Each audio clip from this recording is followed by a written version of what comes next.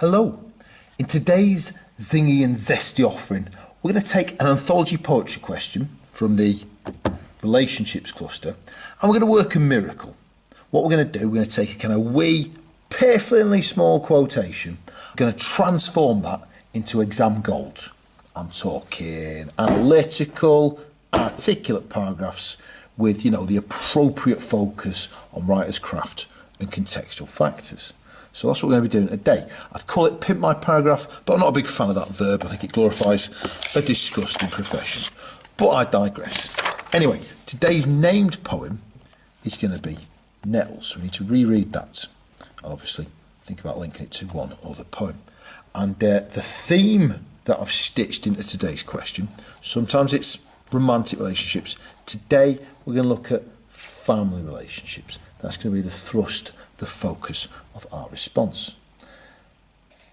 Now, in general terms, it is easy to identify a link between Nettles and this theme of family relationships because, be like Mr. Taylor and his daughter, what this poem telegraphs is the narrator's deep love for their child, the son in this case. I mean, believe it or not, folks, in 99 out of 100 cases, your parents love you with a ferocity that's frightening, really. Even a self-absorbed doofus like Mr. Taylor, even he, the working definition of narcissism, even he grudgingly concedes that his daughter is infinitely more wonderful and precious than he. So let's have a look at the poem now and start marrying it up with this question. Well, I'm sure you recall, there's an awful lot of metaphor or extended metaphor in this poem that links Nettles to the idea of the military, the army. You've got fierce parade, regiment of spite, tall recruits, blah, blah, blah. And I guess the question we've got to ask ourselves is, why does Scannell do this? Why juxtapose or link the Nettles with the army? And I think the answer is this. The army generally involves a large number of soldiers, a large number of troops, and their job, they're not there to make daisy chains, are they? The army is there to inflict pain on the enemy. And you can say the same thing about Nettles, really. They come in large numbers, big old clump, and also their function, they seem to do nothing but inflict pain. So that's why he uses that extended metaphor or metaphor here. I mean, you don't send the army in. You don't send the army in when words are working for you, when diplomacy's working. You only roll out the warriors and the weapons to effect change you want when words have failed. Okay, let's start writing that paragraph. Whoa, Mr. Taylor, slow down, you knucklehead. Before you do that, it might be prudent, as well as this very intelligent analysis of language, the metaphor here, it might be prudent to link details there to contextual factors.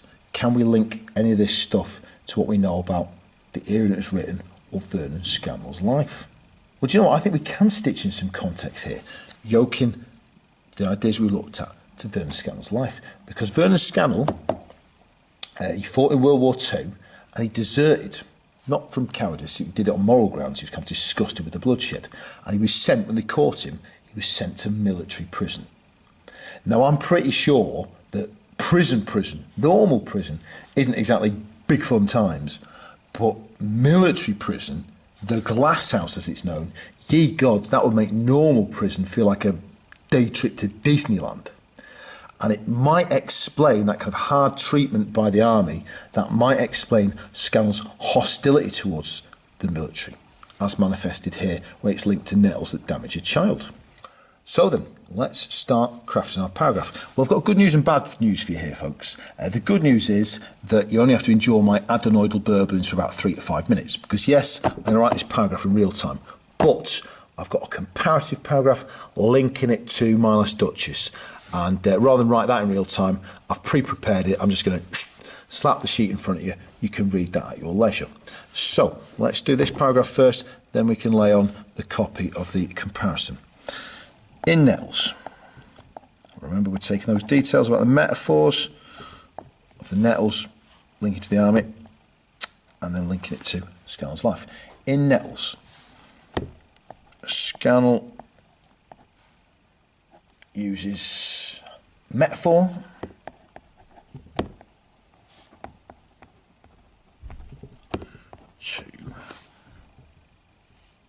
capture his feelings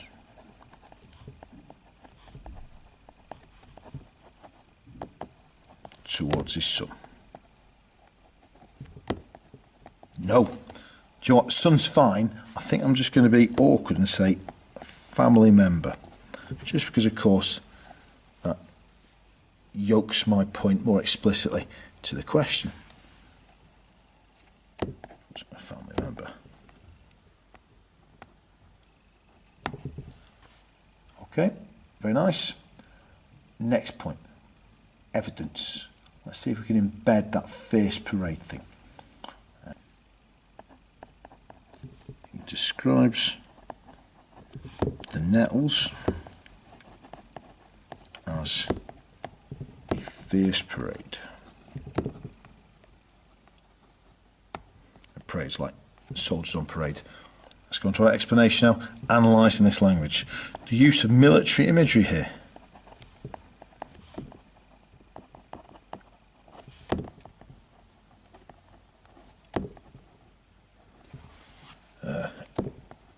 Compellingly highlights the reader. And as you know, the examiner, joyless jackbooting Jobsworth that he is, insists that you mention the reader. Compellingly highlights to the reader.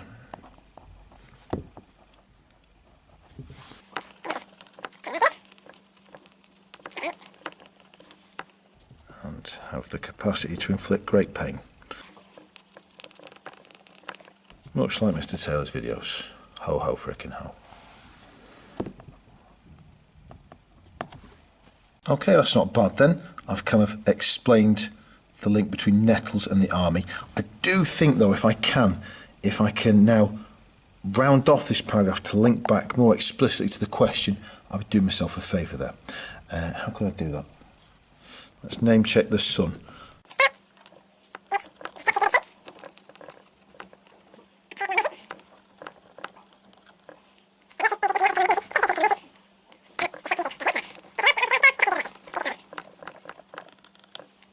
I'll very quickly swipe a highlighter through the best practice, the stuff that I'm doing right, to focus your attention on the tricks you employ in the exam. So I've name checked the poetic technique, haven't I? I've also name checked keywords from the question in my points. I've then embedded my evidence, made it part of a sentence. And you'll notice it's not a massive quotation either. High level language there. I'm talking about imagery here. I've used an evaluative adverb, I don't have to, but I think it makes me sound quite competent, quite mature and intelligent to be casting judgment on this poem. And of course, God help me if I forget to mention that, Johnny. I've given an explanation, large numbers and the capacity to inflict pain. In fact, you might say that's two interpretations. So I'm certainly appearing to be a smarty-farty as far as the exam is concerned. And of course, I've just, at the end, looped back to the question by citing what it shows about the feelings towards a member of his family. Oh, aye. And for reasons too tiresome to relate, I had to do the contextual paragraph on another piece of paper. But you can see what I've done here. I've wedded details from the poem to aspects of Scannell's life. And I've highlighted the word reflects. I love words like reflect or echoes or mirrors, because it's a great way of saying, listen, what I'm saying about context here is relevant to the poem and the ideas that I've articulated in the exam response. It's a clever way of making explicit that your context is relevant. Have a good go at that. Right, well, as promised, I'm done with the real-time writing now. Woohoo! I'm just going to lay on that comparative paragraph looking at the theme of family relationships. And you can drink this in like a fine wine at your leisure. Just to clarify a few things, the first two lines you'll notice really entrench or reinforce that sense of comparing a text. Both Nettles and my last use language to depict family. However, Browning's poem employs sibilants. Sibilants being the alliteration of the S sound. So both, I'm saying something they both do. I'm forging a comparison there.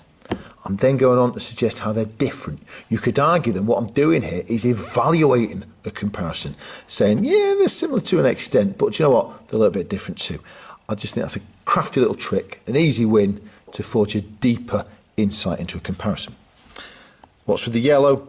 Well, as it suggests there, that's purely to assert keywords relating to the question there, ensuring that I'm task focused. Okay, well, before I toddle off for a latte and a cupcake the size of a docker's fist, I'm going to leave you with a parting gift, what they call an Easter egg or an egg in video game fraternities. So again, I've got this pre-prepared. I'm just going to slap it in front of you. It's another 2 paragraphs comparing Nettles to My Last Duchess. But this time, instead of focusing on language techniques, I'm locking in on structural ones. So, you've got that to see you on your way. Because I understand that if your exam response isn't looking at both language and structural features, then as far as the examiner is concerned, it's going to be about as welcome as a conversation starter, a sponsored silence. You've got to look at both as well, you know. So again, this ticking that box there. Right, so what have we got? Magnificent. We've linked poems, we've taken a literary magnifying glass to elements of language and structure, dovetailed it beautifully with contextual details. We're not just talking a few dates and fumbled factoids, are we? But proper, relevant contextual details. Scanlon's experiences in the war, the Duke's Italian culture. Now, before I sign off, just a top tip about the exam. Now, I don't want to be fobbing you off with any glib platitudes, but the best advice I can give you is this. Keep calm and know you can do this. And by gum, keep telling yourself that, you know what to do. Compare, analyse, contextualise, marry it all up to the question. Every year at our school, every year, students come away pleasantly surprised from results day. I'll say it again. You can do this. Good luck in that exam hall.